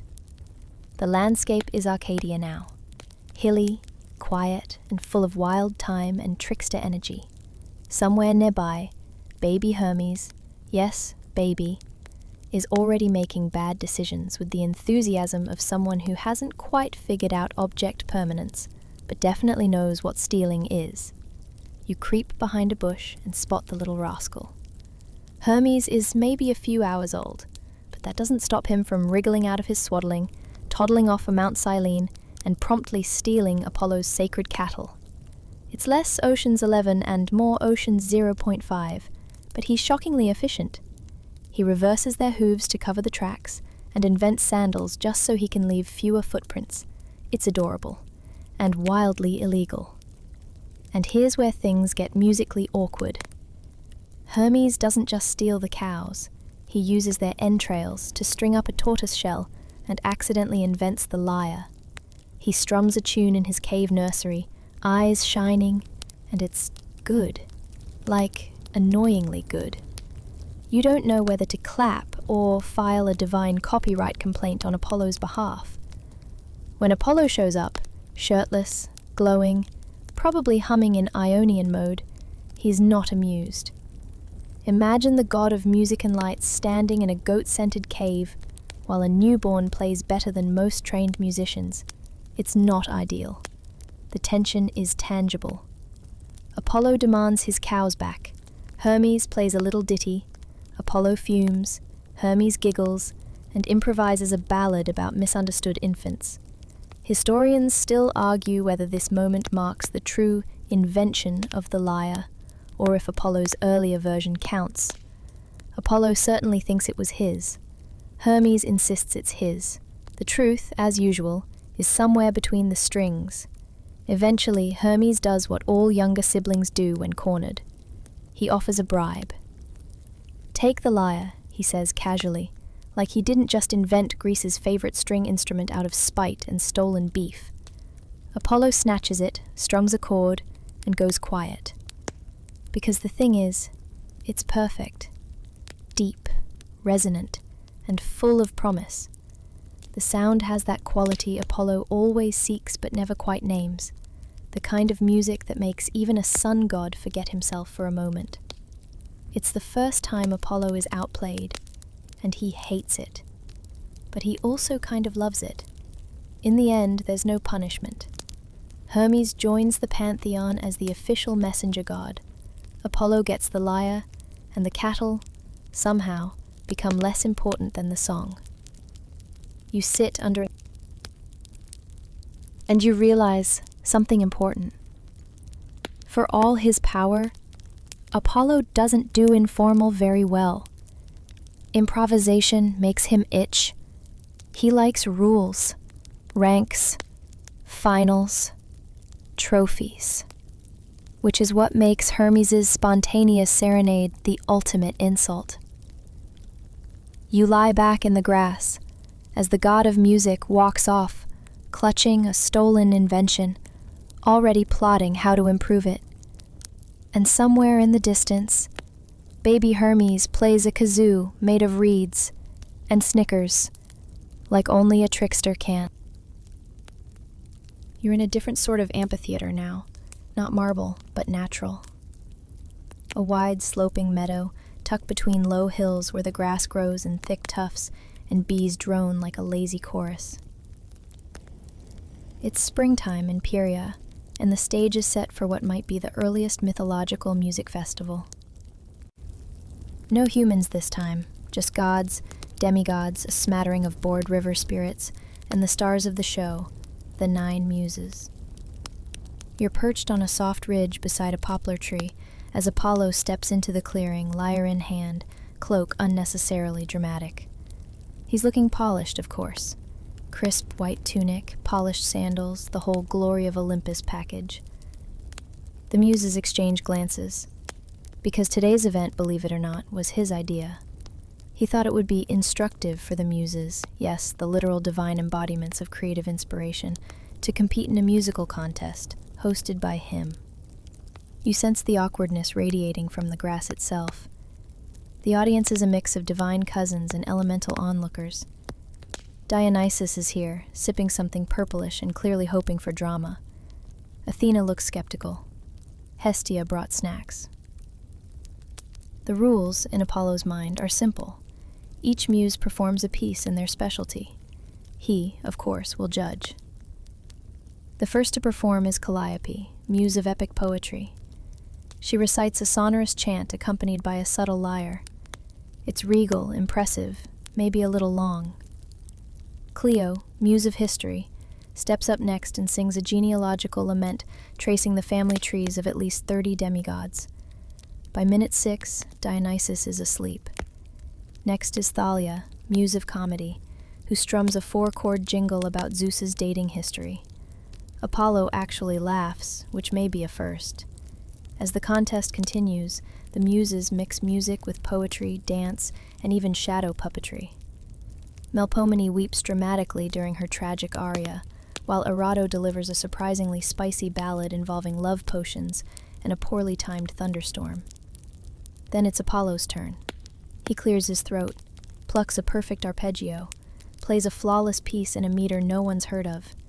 The notes are crystalline, the melody is brilliant, but it's cold. The clearing goes quiet, not out of awe, but uncertainty. Even the wind seems unsure whether to rustle the trees or not. Apollo, glowing faintly from divine effort, waits for applause. Polite clapping ensues. Very polite. Too polite. And that's when Urania, the muse of astronomy, leans over and whispers something to Terpsichore. They both giggle. The moment passes. The muses don't declare a winner. They just smile, bow to the audience, and begin packing up their instruments. Apollo stands there blinking, lyre still in hand. Historians still argue whether this festival was ever meant to be competitive. It was a reminder that even the god of music can't outplay the source of creativity itself. Apollo leaves the meadow, not angry, but deflated. His shoulders are straighter than ever, but there's a slight wobble in his divine walk. And you? You recline in the grass and hum a tune you don't remember learning. Something loose, improvised, muse approved. Because not all music is meant to win. Some of it just is. The sun is lower now, brushed with amber, and a touch of theatrical melancholy. You wander away from the meadow of muses, and find yourself beneath a fig tree. The ground is dry, cracked in some places, soft in others. Cicadas chirp lazily, the kind of warm, sleepy atmosphere that suggests absolutely nothing dramatic will happen. Which of course means something very awkward is about to go down. You hear it before you see it. A clumsy strum, a vocal flourish that overshoots the mark by a solid octave, followed by a quiet ahem. Then silence. Then another strum. You step into the clearing and find yourself at what might be the most rural musical duel in all of myth. A humble shepherd named Crocus stands nervously at one end of a grassy patch, holding a homemade lyre that looks like it was built during lunch. Opposite him is Apollo, seated cross-legged with his celestial instrument glowing faintly in the dusk. He's trying to look benevolent, but his jaws a little too tight. And between them, a fig tree. Not just any fig tree, though. This particular tree is sacred to a local nymph, who, long story short, was supposed to judge today's performance. But she bailed. Something about being late for a weaving contest. So now the job of judging falls to the fig tree itself. This, by the way, is never mentioned in temples. You take a seat on a rock near a lazy brook. The contest begins. Crocus goes first. His melody is uneven, his rhythm unsure. But there's something oddly endearing about it. The tune is about sheep, love, and losing his favorite sandal in a river.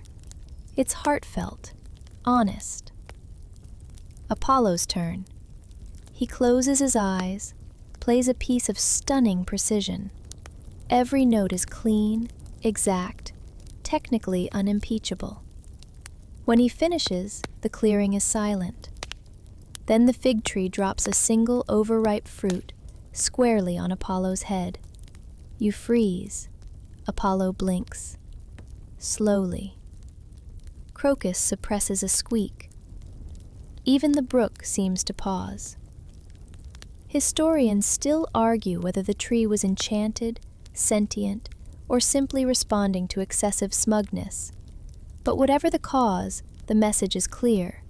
Apollo may have won in skill, but Crocus won in heart. Apollo, to his credit, does not incinerate the tree. He just sighs and mutters something about subjectivity and artistic taste. The fig tree rustles, perhaps smugly. Crocus, realizing he might live through this, thanks Apollo profusely and flees the clearing with the energy of someone who's just out-sprinted fate. The night deepens just slightly, taking on that velvet hue somewhere between myth and dream. You leave the fig tree behind, still humming faintly, as if it too has a tune stuck in its branches, and follow a narrow trail uphill. You don't know where you're going exactly, but you do know there's birdsong ahead. Or, wait, that's not just birdsong. That's a solo. You crest the hill and find yourself in a small stone amphitheatre, tucked like a secret between cliffs. The seats are empty, except for a few ghostly silhouettes. Statues, maybe, maybe not. At center stage, under a moonbeam, like a spotlight, is a small brown lark. Just a bird, but singing with such clarity, such aching beauty, that your heart stumbles a little. Its wings flutter with each note. It's not just whistling, it's performing, like it's been rehearsing for this moment for years. You're not alone. Apollo stands off stage, in the wings, arms crossed, brows drawn together. Not angry, but intensely focused. You can tell he's torn, because this is a problem. See, the lark was never meant to sing like this. Not in his key, not with his precision. But here she is, and now he has a decision to make. If this were a typical myth, we'd be bracing for a smiting, or a transfiguration, or possibly spontaneous feather combustion. But instead, Apollo steps into the light and waits. The lark doesn't stop. Not immediately.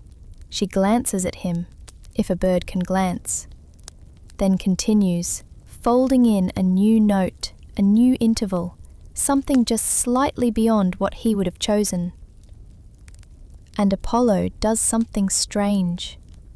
He listens, truly listens, then raises his lyre, and for the first time in centuries, follows someone else's lead. It's not a duet, exactly, more like a counterpoint. The lark flutters into higher runs. Apollo responds with grounding chords. It's not perfect.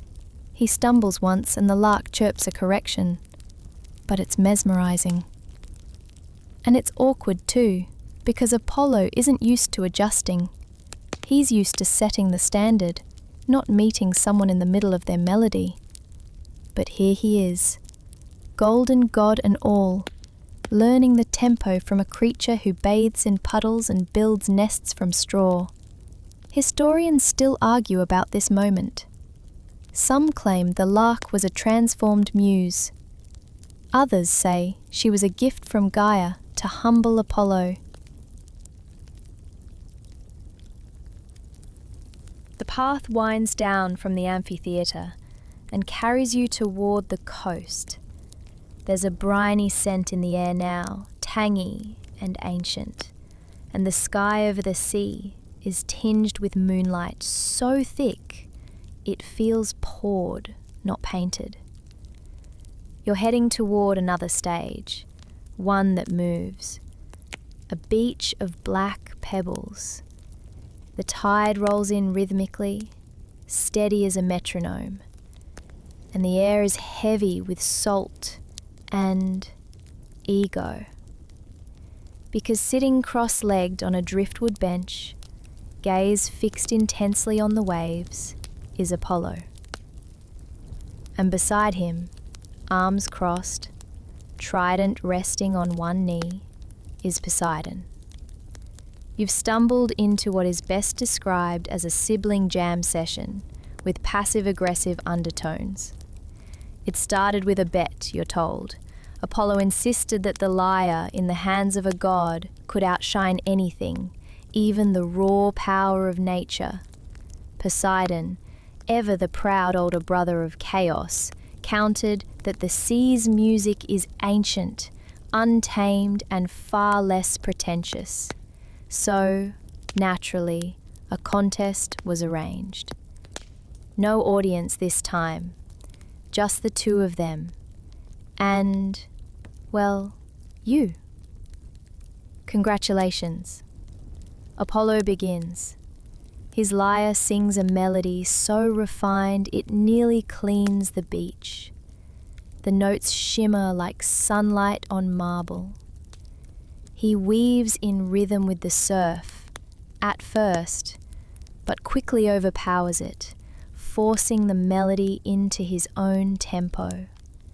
The waves lose sync, crabs retreat, a fish flops ashore utterly disoriented. Poseidon doesn't speak, just raises an eyebrow and gestures grandly to the ocean. And the sea answers. Waves begin to crash, not angrily, but with confident volume. You hear deep, bass-like rolls of underwater caverns, the metallic chime of coral struck by currents, and the clatter of stones shifting below. It's not pretty, but it's alive, and it overwhelms Apollo's polished tune completely. He tries again, raising the tempo, tossing in flourishes, but the tide doesn't care. The sea surges louder, pushing past the divine melody like a freight ship through harp music. Finally, Apollo stops. Poseidon just shrugs. He didn't win, exactly, but he didn't lose either. Historians still argue about this so-called tuning fork standoff. Some say it was a metaphor for reason versus emotion. Others think it was the gods simply trying to impress a particularly musical nereid. But some end with wet sandals, bruised pride, and the realization that the world plays its own soundtrack, with or without you. The beach fades behind you, and the salt air gives way to something cooler. Pine, old stone, and a whisper of incense. You're climbing into the highlands now, somewhere between myth and monastery, and it's night proper. Stars above like scattered notes on a divine sheet of music. You arrive at the edge of Thebes. Not the battlefield one, not the tragic hero one. This is Thebes before it made headlines. Quiet, pious, and slightly drafty. There's a temple here, half built, echoing with the sound of a lone mortal voice. You ease through a columned doorway and find a man in his mid-30s, seated by a low-burning brazier. His robe is simple, his hair graying at the temples, and his voice, well, it's not bad. He's singing a hymn to Apollo. Nothing fancy, just an old melody set to newer words. Something about sunlight and healing, a little pitchy in the high notes, but deeply sincere. Apollo watches from the shadows.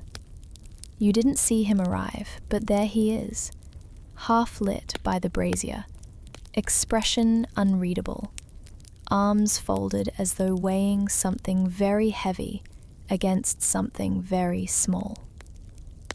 The man, whose name you later learn is Thesta, finishes his hymn.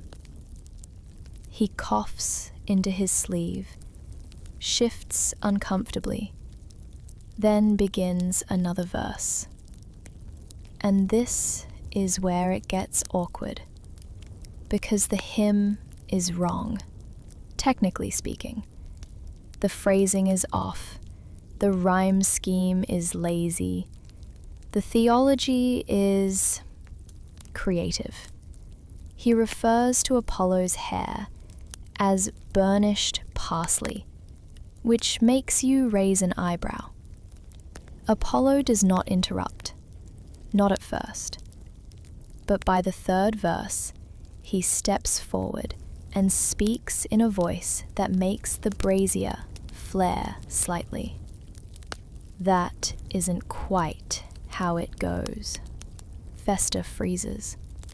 He blinks several times.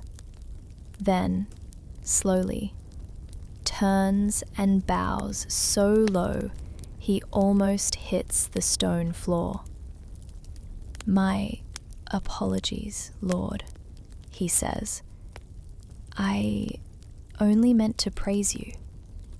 Apollo steps closer, takes the man's lyre from where it leans against the wall. He plucks it, just once. The note is so clear, so tuned, it makes everything else Thesta played feel like wind chimes in a storm. Then he says, "Let me show you."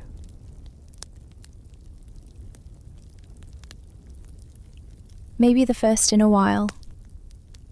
Because sometimes sincerity plays louder than skill.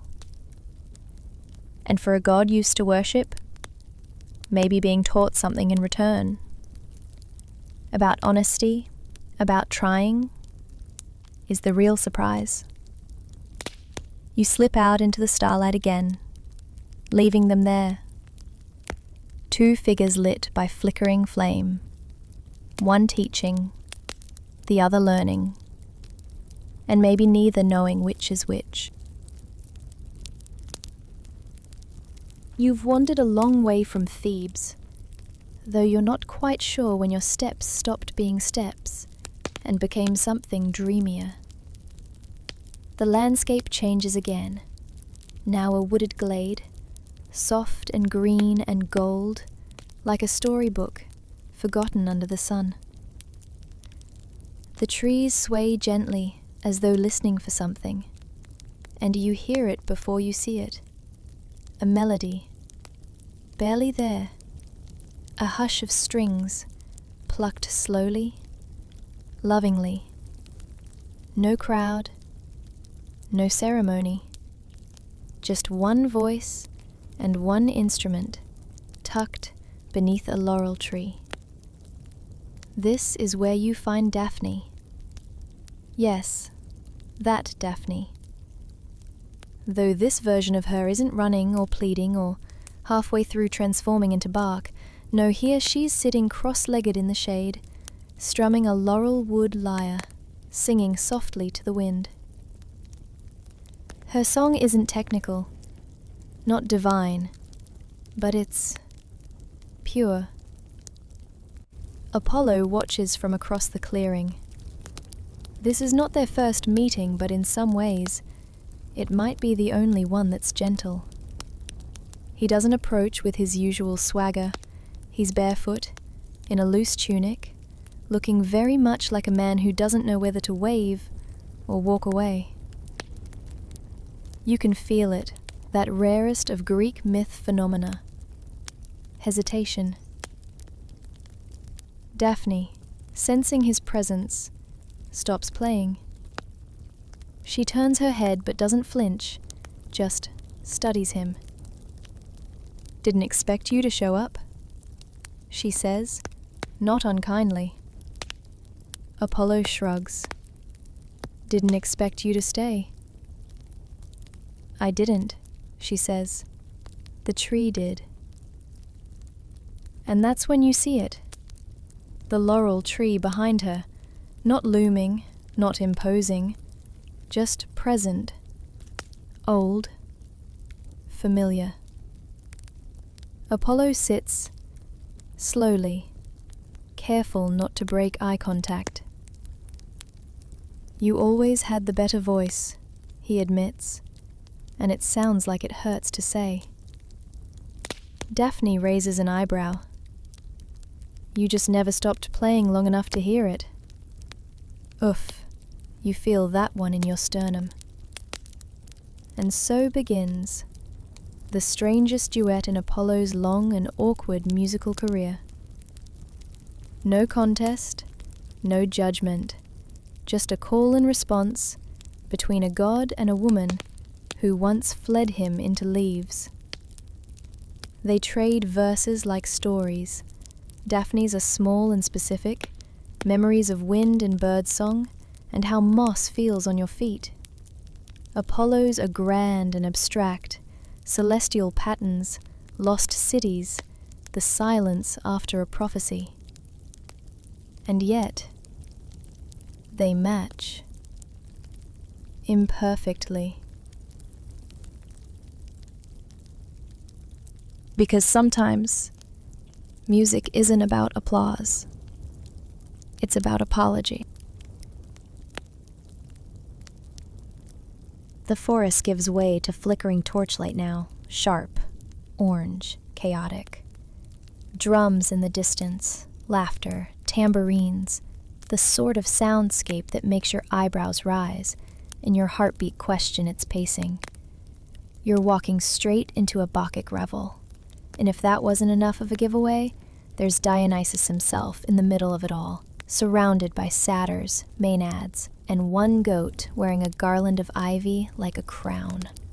The god of wine, theater, and very relaxed boundaries is holding a goblet in one hand and a wooden flute in the other, using both at the same time with disturbing efficiency.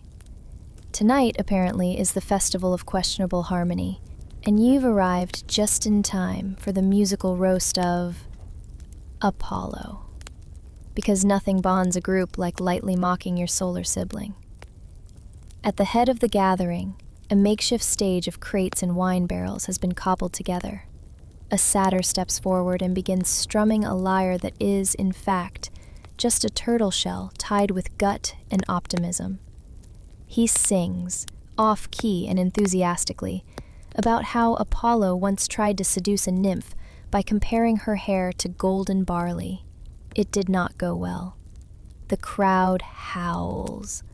Next up, a maenad delivers an interpretive dance that seems to parody Apollo's obsession with tuning systems. She stops every few seconds to adjust the key, shouting things like, "It's in Lydian now," while waving a stick. Even Dionysus is wheezing with laughter. And just when it seems like the entire festival might dissolve into musical chaos, a hush ripples through the crowd. Apollo has arrived. He doesn't look angry, which is somehow more terrifying. He walks to the edge of the gathering, raises his lyre, and, rather than challenge the satire with precision or scorn, joins in. You freeze. He begins a melody that folds itself into the rhythm of the revel, not to overpower it, but to support it. He throws in a dissonant note, then laughs at himself. He plays a scale backward. He lets a satyr drum on his knees. The entire vibe shifts. It's no longer about making fun of him. It's about celebrating him. Awkward, earnest, perfectionist Apollo, who finally decided to let go. The music swells, tambourines, flutes, even the goat is bleeding in time, and for a moment, just a moment, Apollo is not a god, he's a bandmate. Historians still argue whether this festival ever occurred. Most assume it's allegorical, meant to show Apollo's acceptance of chaos and imperfection. But here, under torchlight and starlight, it feels absolutely real. He finishes with a flourish, bows deeply, and downs a goblet of wine without flinching. Dionysus slaps him on the back so hard it knocks the lyre out of tune. The firelight fades, the drums recede. You leave behind the laughter of Dionysus's crowd and climb a narrow path, winding toward the cliffs. Up here it's quieter. The stars press in a little closer. The trees are fewer. The wind speaks in softer vowels. And somewhere ahead, Apollo is working on something serious. You come upon him alone on a hillside, not posing, not performing, just thinking. In his lap lies a parchment scroll, covered with smudged notation. Around him, reeds, bronze chimes, hollow gourds, even a few seashells. It looks more like an inventor's shed exploded than a music studio. This is the workshop era. See, Apollo has decided, perhaps obsessively, that the music of Greece needs standardization. Too many regional styles, too many songs sung differently from town to town. It's all very unreasonable, so he's trying to fix it. He's cataloging scales, testing instruments, trying to decide if a shepherd's pipe can really be taken seriously next to a lyre. You ease down into the grass beside a battered tambourine and listen as he experiments. Plink, clack, hum, silence, sigh. He taps a ceramic bowl with a twig, grimaces, writes something down, then crosses it out again. The gods may be eternal, but perfectionism, you note, is very mortal. This, you realize, is the birth of what later historians will call Apollo's attempt to civilize music. Set rules, modes, structures. The roots of classical theory lie right here, on a hilltop scattered with flutes and complaints. And yet, despite the orderliness, there's an odd detail. A wind chime made of mismatched bones and glass beads strung between two olive trees. Apollo didn't make it. A passing child did. It sounds beautiful. He listens to it now and then, as if checking whether the wild still holds wisdom. A dryad stops by, offers him a cracked ocarina. He thanks her, adds it to the pile, tries playing it, then promptly sneezes. You snort, quietly. He gives you a look, then smirks, just barely. Historians still debate whether Apollo succeeded in his goal. Some say his system was widely adopted. Others argue that local music stubbornly refused to be caged. Either way, his choir of forgotten instruments, as later poets called it, never fully faded, because you can hear it even now. The wind chime, the ocarina, the rhythm of that.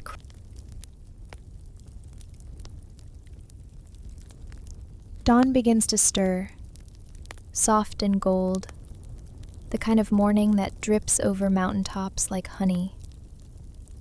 You leave Apollo's hilltop lab behind, the wind chimes still twinkling in your memory, and descend into a quiet valley wrapped in mist.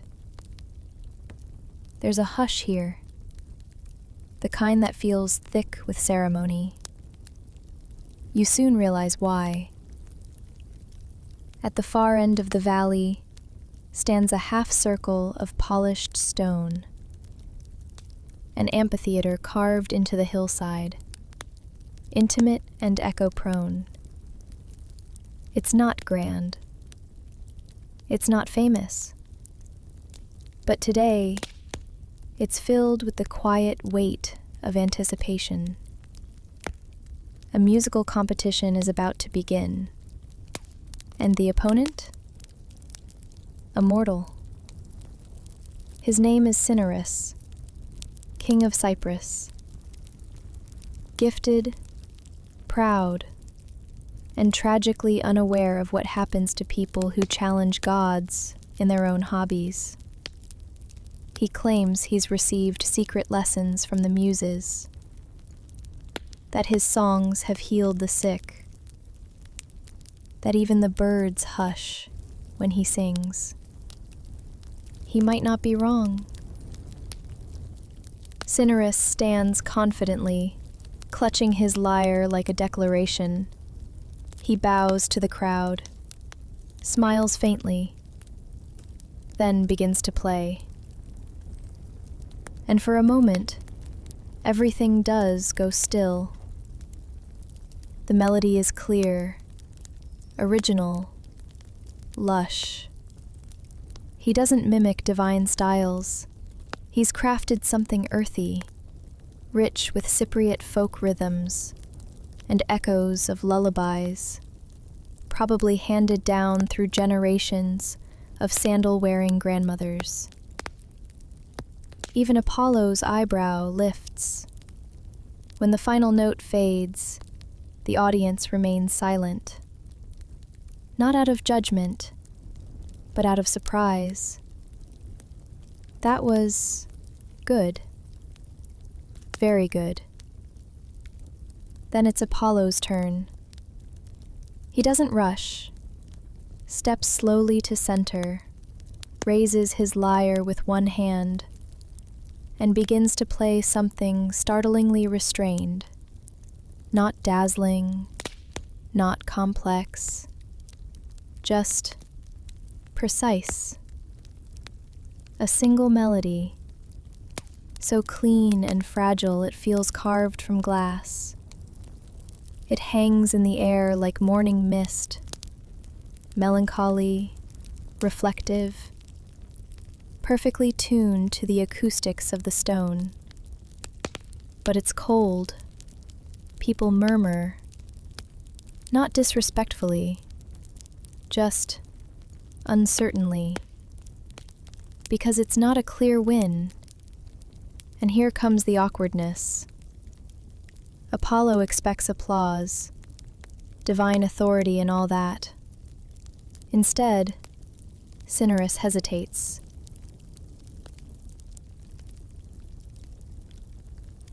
It doesn't have to be won.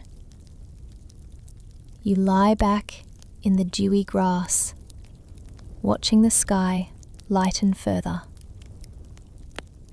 The amphitheater empties, the echoes linger, because sometimes the most awkward musical moments are the ones where everyone was good.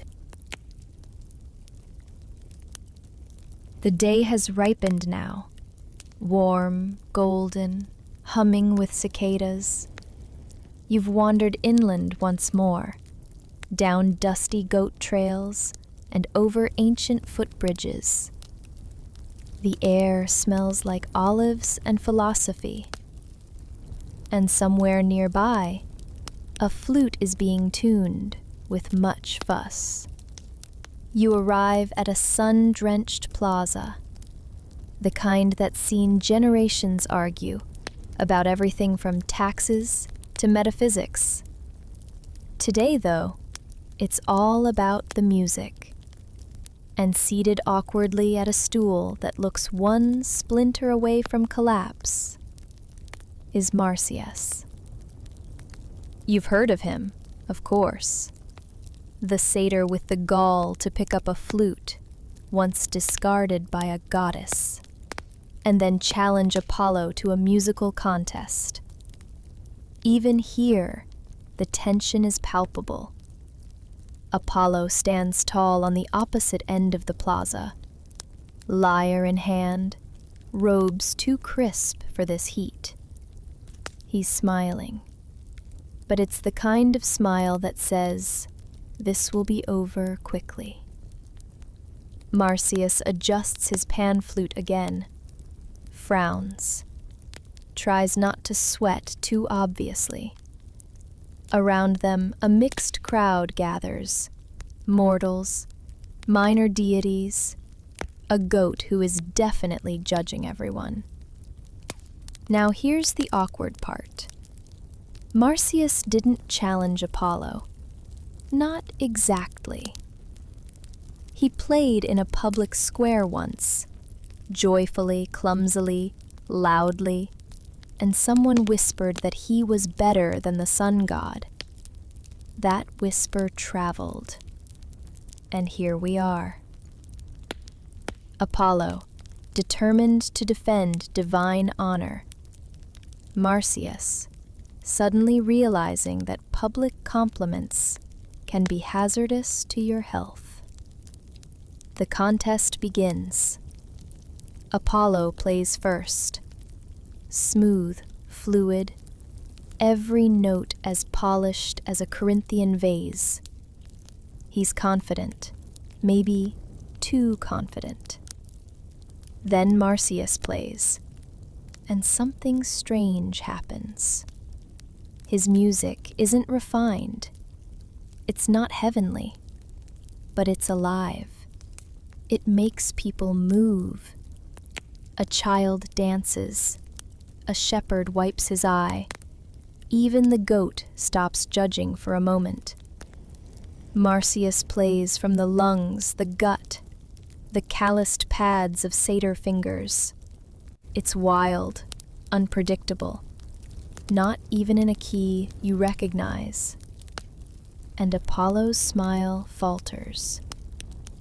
Because this isn't about technique. It's about response.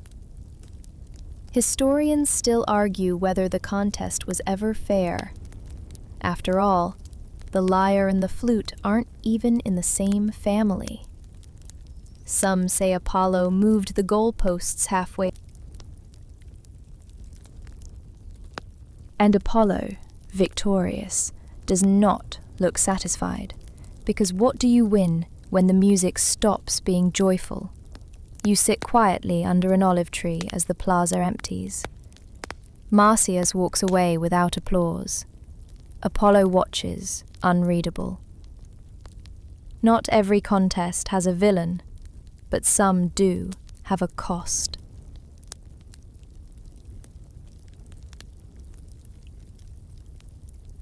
Chirp. Twang. Chirp. You raise an eyebrow. He gestures for silence. It's in Phrygian mode, he whispers, completely serious. You stifle a laugh, probably wise. It turns out that Apollo, god of harmony and celestial music, has, in his ongoing journey through awkward musical contests, discovered the most unassuming rival yet. And it's winning. You sit on a sun-warmed stone and watch as he experiments with tone and rhythm, trying to weave the cricket's persistent chirp into something melodic. It's not elegant, it's not noble, but it's honest. And, dare you admit, it kind of works. A slow, hypnotic blend of string and wing, of divine craftsmanship and insect instinct. This, more than any grand performance, seems to challenge Apollo, not in skill, but in humility. There's no crowd, no reward, just a god trying to make music out of what the world offers. Historians still debate whether this ever happened. Some say it's a metaphor, that even perfection needs to learn from the smallest voices. Others dismiss it as pastoral nonsense told by poets with too much time and not enough plot. But in this moment, it's real. The garden hums with gentle life. The cricket sings its persistent, oblivious song. Apollo nods along, plucks again, adjusts a tuning peg made from olive wood. He doesn't try to outplay it now. Just join in. And somehow, that feels like the greatest shift of all. You lean back, the scent of rosemary in the air, and watch as Apollo plays quietly. Evening settles in like a warm shawl, soft, dusky, full of long shadows and longer thoughts. The garden behind you fades into silhouette, and Apollo walks quietly ahead, his reed lyre slung over one shoulder like an afterthought. You're heading toward Delphi now, not for prophecy, but for something much more human, an open mic night. Well, technically, it's a festival of praise and poetic performance, but the energy is distinctly open mic. Nervous mortals, fidgeting demigods, someone in the back adjusting a harp that sounds suspiciously like a cheese grater. Tonight's theme, homages to Apollo. You wince, he winces. You both know how awkward this will be. You settle on a low stone bench as the first performer, a teenage boy in an oversized robe, steps forward and clears his throat 6 times. He begins with a sonnet titled, "To Apollo, Bringer of Rhymes," and the opening line is, "O radiant one, with curls so neat." You stop listening for a moment. So does Apollo. The performances roll on. There's a tragic ballad that accidentally rhymes oracular with spectacular. A spoken word ode that starts strong but devolves into interpretive humming. And a guy who tries to rap in dactylic hexameter. That one gets an olive pit thrown at him. Probably deserved. Apollo doesn't flinch. He just watches. Quiet, a little tense, and strangely thoughtful. Because here's the thing, none of it is good. Not musically, not poetically, not even spiritually coherent. But it's full of effort. Each mortal stepping forward believes they're honoring the god of music with whatever tools they've got. Broken rhymes, off-key singing, too much finger snapping. And Apollo sees it, really sees it. When a little girl steps up with a handmade lyre and sings a lullaby that's clearly meant for her goat, not a god, he smiles. Not his usual radiant, sunlit smile. A smaller one. Honest. Historians still argue whether Apollo ever actually enjoyed mortal praise. Some say he only tolerated it out of divine obligation. Others believe these awkward, heartfelt attempts reminded him of what art was for. Not praise, not perfection, but connection. When it's Apollo's turn to perform, He stands slowly, walks to the stage, if a few hay bales count as a stage, and begins to play something simple. No flash, no tempo tricks, just a slow descending melody, like water running downhill. Night folds over Delphi like a velvet curtain. The stars above are unusually clear, each one hanging in the sky with the poise of a note held at just the right pitch. Apollo walks beside you now, barefoot, the dust of amphitheaters and awkward concerts clinging faintly to his heels. He doesn't speak, not at first. You follow him up a winding stone path that leads not to a temple or an altar, but to a small hilltop overlooking the entire valley. The breeze is cool, threaded with juniper. Somewhere below, a shepherd sings to his goats. Apollo sits, cross-legged, lyre in his lap, untouched. You sit too. This, you realize, is the end of something. Not his story. He'll keep performing, teaching, sighing deeply whenever someone plays a B flat where a B natural belongs, but the end of the awkwardness, perhaps, or at least the beginning of his understanding it. He gazes down over Delphi, thoughtful, not smug, not divine, just tired, in a soft, sun-warmed way. "Do you ever wonder," he says finally, "why they keep trying?" You wait. Mortals, I mean. The songs, the poems, the offerings, even the terrible rhymes about my hair. It's not fear exactly, not anymore. He glances at you. It's something else. You offer no answer, just lean back on your elbows, watching the constellations shift imperceptibly. He begins to pluck his lyre again. No melody, really, just shapes, fragments, half-remembered tunes from the forest, the sea, the glade, the garden, a duet with a bird, a flute-off with a satyr, the laughter of Dionysus, the silence of Daphne, the wild persistence of a cricket. Each note feels like a scrapbook page, slightly creased, slightly warm. Historians, of course, will argue endlessly about Apollo's musical legacy. Some will praise his codification of harmonic modes. Others will critique his elitism, his divine standards, his frequent difficulty with feedback. But none of them will talk about this night, this final performance, just for you. A lullaby made of every awkward moment he never quite mastered. He finishes on an unresolved chord, lets it hang, lets it stay. Because not all music needs to resolve. Not all contests need to end in triumph or tragedy. Sometimes, the beauty is in the trying. You lie down on the grass, let your eyelids fall half shut. The stars overhead twinkle like tuning forks. The air is soft, with old songs. The night is still now. You've journeyed across forests and amphitheaters, through duets and disagreements, from nervous mortals to mythic contests.